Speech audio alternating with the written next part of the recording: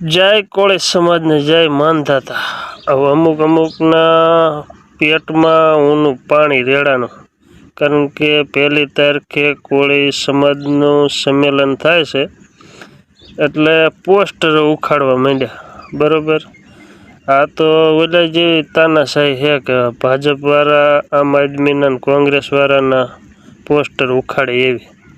હવે અમારો સમાજ ભેરો થાય એમાં કોઈ સમાજને શું લેના દેના કે પોસ્ટર ઉખાડે કાંઈ ફેર પડે? હવે અમુક આવા હલકી માનસિકતા ધરાવતા હોય ને એનો કોઈ સમાજ ન હોય, સમજ્યા?